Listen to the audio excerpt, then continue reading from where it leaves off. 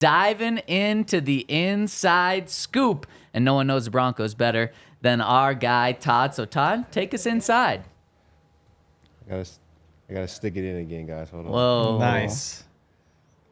Well, success. Todd, you're good at that. I didn't even know how to respond to that. But I went back and watched a lot of the sacks that the Broncos got throughout the year. And the thing that I really found and saw when you watch the tape is that they can get sacks so many different ways. They don't just have one formula to be able to get to the quarterback.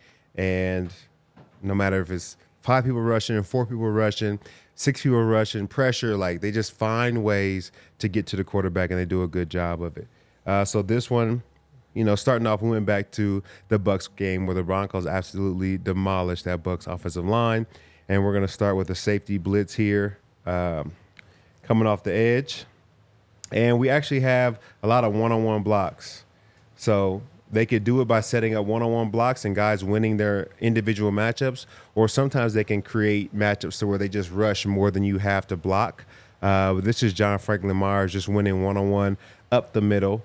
Brandon Jones coming off the edge, and sometimes you have guys that are better than whoever's against them. I say it all the time. Football's about matchups, and I think that our D-line, as far as pass rushing, you talk about Zach Allen, John Franklin Myers, Malcolm Roach is here on the tape. Being able to win their one-on-one matchups and get to the quarterback, there's not much offensive lineman can do when you're just getting beat, out physical, and then, just so athletic, those big guys up front. So this is John Franklin Myers getting to the quarterback, just winning his one-on-one block. I love that. And that's what John Franklin Myers is fantastic at. He has the most pressures of any defensive lineman over the past 3 years or something. And so when the Broncos got him, it was like, wow, this is an absolute steal. But it's because the Jets essentially decided to choose him over choose Hassan Reddick over him. And we know that's been an absolute disaster for the Jets. And so it was just one of those situations where the Jets made a questionable personnel decision, and that allowed John Franklin Myers to be a Bronco. And that's what he does. He just wins one-on-one matchups. Yeah, yep. And he's going to keep doing it. I mean, I could have found a few different plays on the tape where he was able to win his one-on-one. He's really good. If he can get somebody one-on-one, he hasn't been blocked yet, so I hope they keep doing it. Next one we have a corner blitz. You have J-Mac coming off the edge here. You have Tillman and Zach coming across. So what this is they're able to understand where the center is going. So based off of where the center blocks, Zach is either going to hit this A-gap and get vertical, but if the center comes and takes him, he's going to wipe to the other side. Because if the center doesn't block him, that means that this guard is down, this tackle's down, and we should have a free rusher off the edge. But because the center goes to block him, he wipes across his face.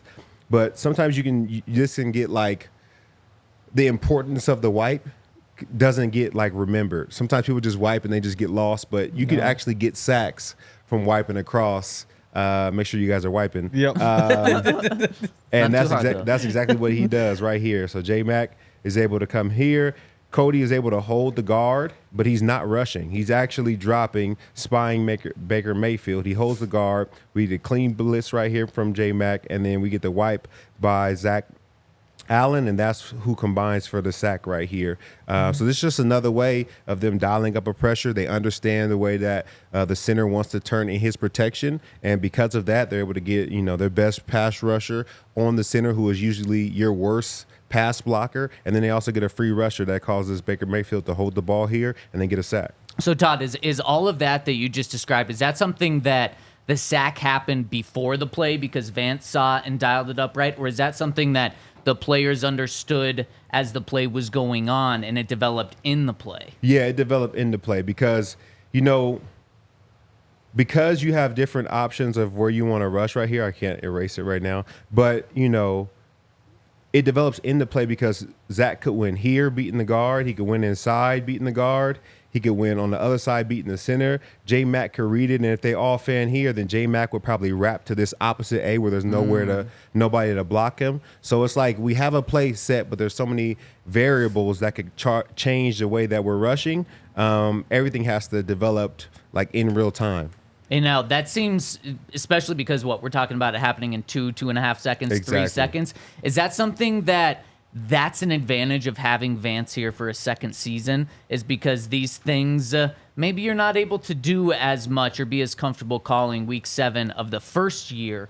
Or no, that was week 3 of the first year in a system, but you are comfortable calling it in year 2, or are you just as comfortable calling it in year 1? No, I think over time, you get more comfortable and the players get more comfortable, because I think you see it dialed up to where this is your job, and then you'll see different times throughout film where like a guy just converts his rush because it feels natural to him and he's able to get a sack. And that's just because we've run different plays so many times that I understand that if somebody's falling into my gap, there's another gap being created. I can wipe and make a play, and I don't have to be stuck in there. And I feel like the first year you're so focused on just like doing your job and you don't want to mess up, that when you play in that second year, you understand where everybody's supposed to fit. So if I make a move to make a play, I understand that I'm not necessarily hurting the team by doing so. I'm doing the best thing for the team by kind of making up for somebody and getting to the football. That makes sense. A lot of sense. So this is another, different rush package for them. Now you got the guys in the A gaps showing.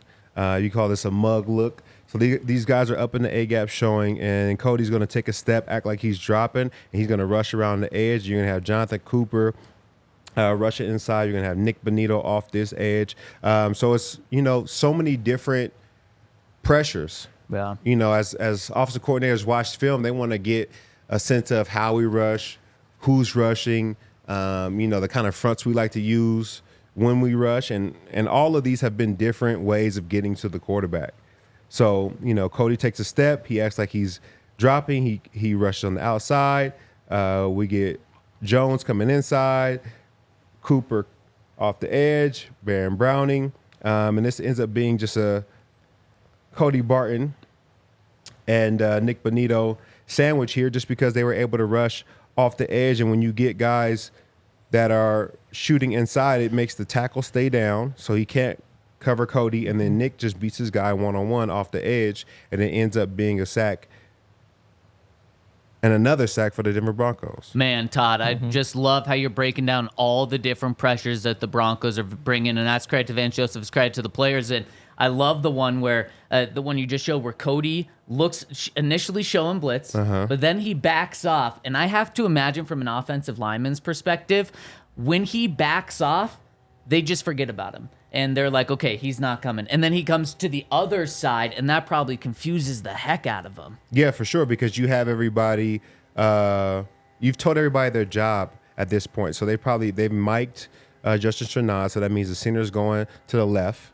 And that means that this running back, Breece Hall, is now responsible for Cody. So when he steps up to block Cody and then Cody vacates, he still is going to stay in this A gap to block whoever's supposed to appear. But now this guard feels like, well, I have this tackle because Cody's supposed to be blitzing in the A gap. Yeah. So if he goes down, I got to go down. Yeah. Well, they don't know that Cody's actually already wrapped. So now you got two guys blocking one. You got Jonathan Cooper one-on-one with his tackle, and then it's a free rusher on the outside. All right, let's keep it going. The last clip, they had the two linebackers mugged in the A gaps. And this clip, they're going to have one in the A and one in the V gap on the left-hand side. But this is Cody Barton and Jonah Ellis. Ellis is an outside linebacker and a very good pass rusher. So they, have put together another package where they have one linebacker in the game. And it's not just Penny, where you have multiple D linemen. Now we're going to bring in an extra outside linebacker that makes us even better rushing the quarterback. So what we're going to get here is one-on-one blocks. Center's going to go get Malcolm Roach, Zach Allen, Jonathan Cooper. Everybody has a one-on-one. Nick Bonito ends up coming late off this edge.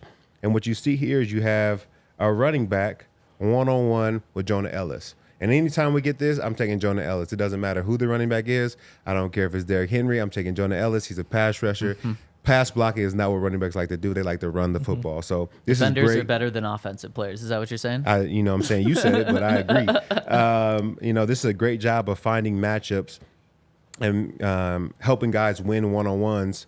And, you see Malcolm Roach wins his one-on-one right here against the center. Like we said, the center is usually the worst pass defender on the offensive line, so you're finding ways to get your talented D-line again on a terrible pass blocker. A lot of times defensive coordinators are lining like 4 guys up, 5 guys at the most, and the way the offensive line likes to block it is like the center will usually double team with the guard because they're not as good in the pass protection. So because they keep getting the center one-on-one, it allows them to win at a higher rate than, a lot of other defenses. So, Malcolm Roach wins his one-on-one, gets to the quarterback, and then Jonah Ellis does a great job of setting the edge here, the new edge, and they combine for a sack right here on Aaron Rodgers. And, just good football once again, winning one-on-ones, creating good matchups, and I think that they're playing at a really high level. Yeah, without a doubt. And, Todd, you're talking about a guy that's getting paid $3 million a season, and Malcolm Roach, who's really known as a run defender, and a third-round rookie and Jonah Ellis making these plays. This isn't the Von Miller and Bradley Chubb where they're 2 top 5 picks. These sacks are coming from everywhere, including 12 different guys have a sack, and you've done a great job showing just how many different places it's coming from. And the big thing on all of these is that they're getting 2 guys back there. Yeah. Because if it's just one guy, the quarterback gets away. You can make one guy miss, or you can flush out the other way, or there's going to be a little running lane in front. But on all of these, it's not just one guy winning the one-on-one. It's 2 guys getting back there, so there's nowhere to go and bottling him up. Or it's, just the push up front.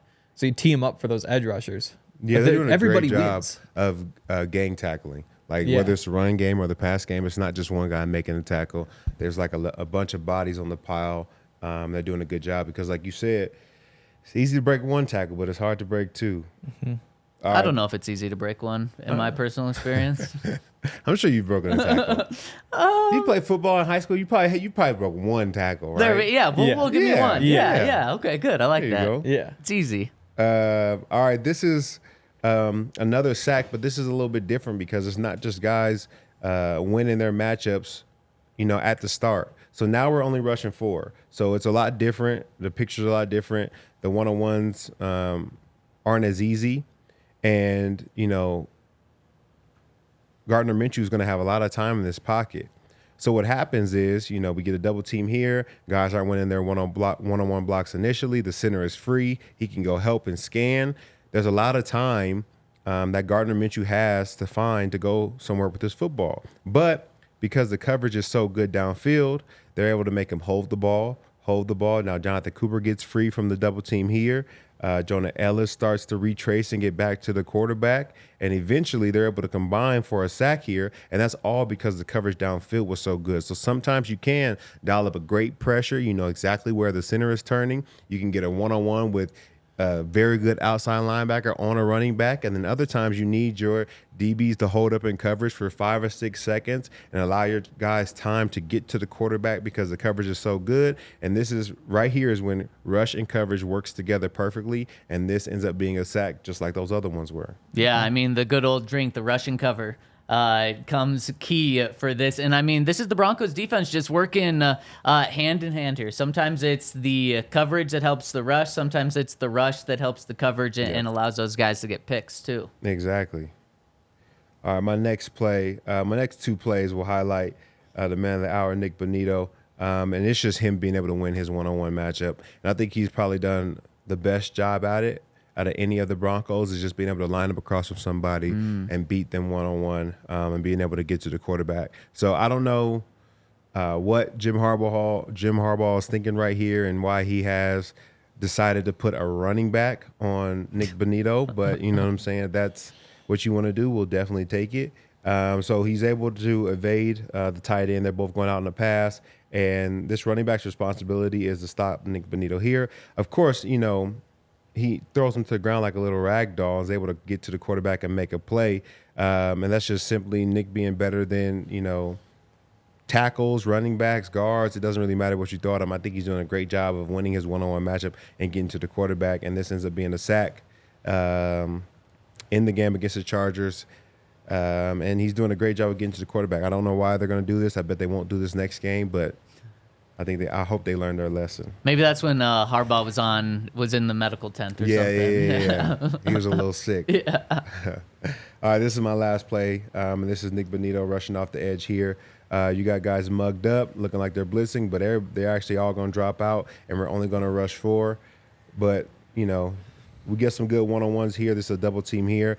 But Nick Bonito the best thing about his pass rush is his get off. Yeah. When people compare him to Vaughn and his sacks, that's the thing that I see the most. That is a comparison, is they were both able to get off the ball really fast and beat you with speed. And so, Nick's just too fast for this tackle to even have a chance to put his hands on him, and is able to beat him around the corner, get to Spencer Rattler, take his head off, and it ends up being a great sack. And, continues his 5-game streak with a sack, and he's doing a great job of getting around the edge. But first and foremost, it's that first step. If you can't hang with his first step, it's going to be a long down for you.